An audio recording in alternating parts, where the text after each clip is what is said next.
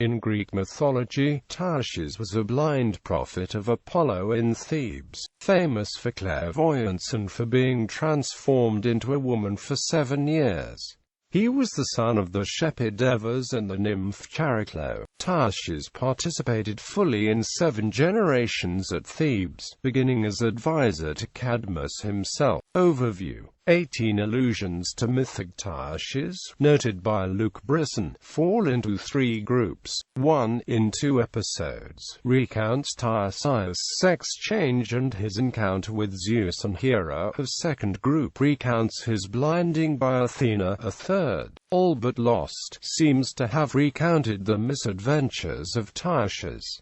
How Tiresias obtained his information varied. Sometimes, like the oracles, he would receive visions. Other times he would listen for the songs of birds, or ask for a description of visions and pictures appearing within the smoke of burnt offerings, and so interpret them. On Mount Selene in the Peloponnese, as Tiresias came upon a pair of copulating snakes, he hit the pair with his stick. Hera was displeased, and she punished Tiresias by transforming him into a woman. As a woman, Tiresias became a priestess of Hera, married and had children, including Manto, who also possessed the gift of prophecy. According to some versions of the tale, Lady Tiresias was a prostitute of great renown. After 7 years as a woman, Tiresias again found mating snakes. Depending on the myth, either she made sure to leave the snakes alone this time, or, according to Hyginus,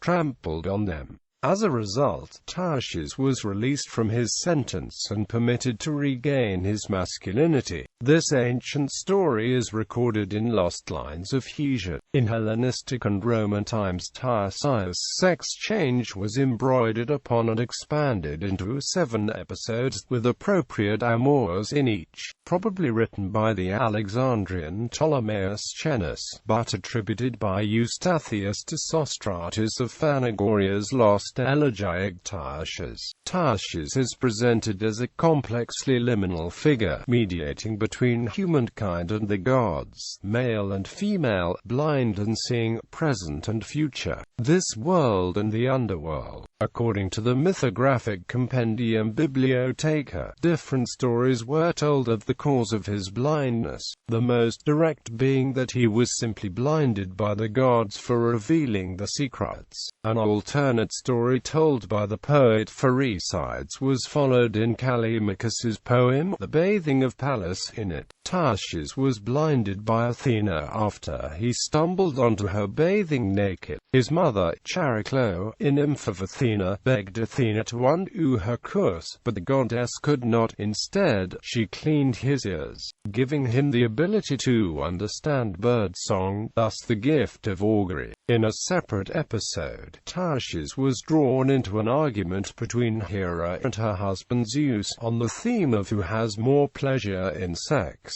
the man, as Hera claimed, or, as Zeus claimed, the woman, as Tiresias had experienced both.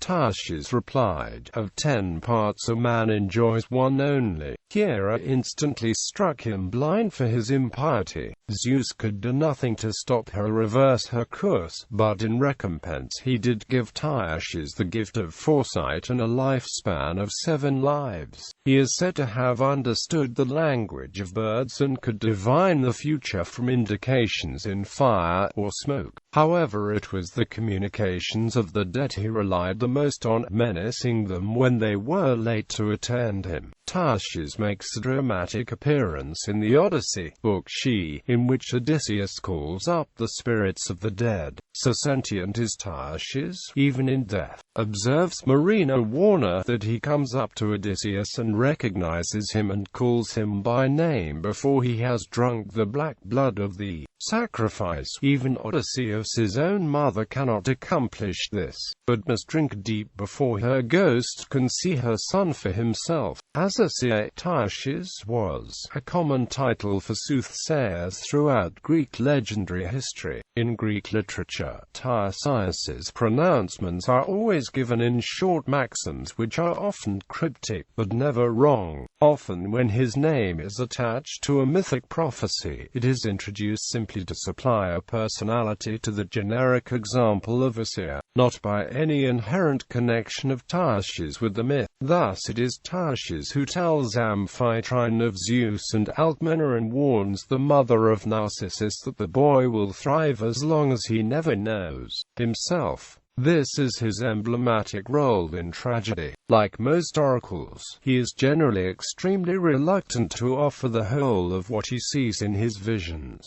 Tiresias and Thebes. Tiresias appears as the name of a recurring character in several stories and Greek tragedies concerning the legendary history of Thebes. In the Bacchae, by Euripides, Tiresias appears with Cadmus, the founder and first king of Thebes, to warn the current king Pentheus against denouncing Dionysus as a god. Along with Cadmus, he dresses as a worshipper of Dionysus to go up the mountain to honor the new god with the Theban women in the Bacchic revels. In Sophocles' Oedipus, the king, Oedipus, the king of Thebes, calls upon Tiresias to aid in the investigation of the killing of the previous king Laius. At first, Tiresias refuses to give a direct answer and instead hints that the killer is someone Oedipus really does not wish to find. However, after being provoked to anger by Oedipus's accusation first that he has no foresight and then that Tiresias had a hand in the murder, he reveals that in fact it was Oedipus himself who had committed the crime. Outraged, Oedipus throws him out of the palace, but then afterwards realizes the truth. Oedipus has handed over the rule of Thebes to his sons Eteocles and Polynices, but Eteocles refused to share the throne with his brother. Aeschylus's 7 against Thebes recounts the story of the war which followed. In it, Eteocles and Polynices kill each other, and Megarius kills himself because of Tiresias' prophecy that the voluntary death of a Theban would save the city. Tiresias also appears in Sophocles' Antigone.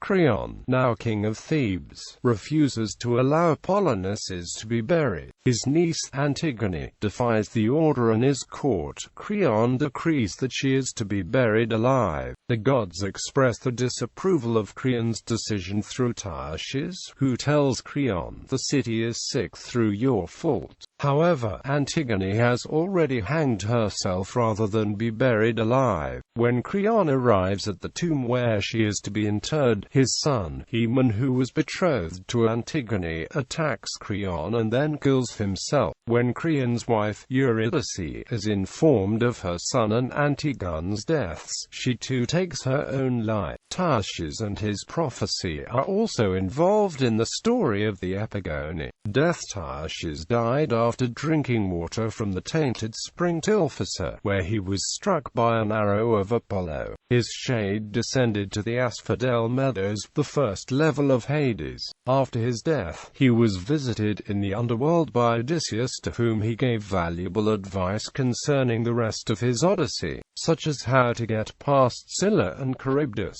He even gave him advice where he should not eat the cattle of Helios on Thrinacia. The caduceus. Connections with the paired serpents on the caduceus are often made. In popular culture, the figure of Tiresias has been much invoked by fiction writers and poets. At the climax of Lucian of Samosate's Necromantia, Tiresias in Hades is asked, "What is the best way of life?" To which he responds, "The life of the ordinary guy. Forget philosophers and the metaphysics." The Breasts of Tiresias is a surrealist play by Guillaume Apollinaire written in 1903.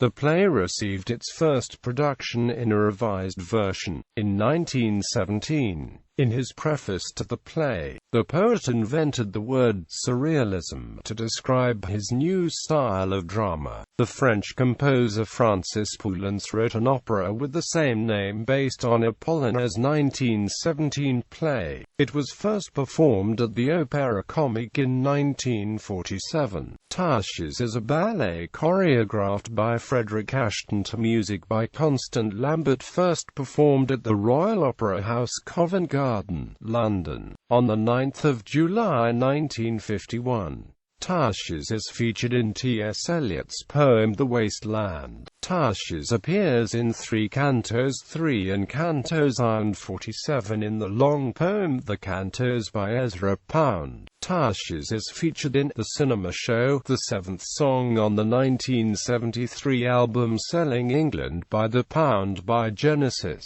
Tiresias is featured in the Styx song Castle Walls from the 1977 album The Grand Illusion. Angela Carter's novel The Passion of New Eve is a modern parodic retelling of the myth of Tiresias. Virginia Woolf's Orlando is a modernist novel inspired by Tiresias' life. Tiresias, the poem by Alfred Lord Tennyson, narrated by the persona Tiresias himself, incorporates the notion that his prophecies, though always true, are generally not believed.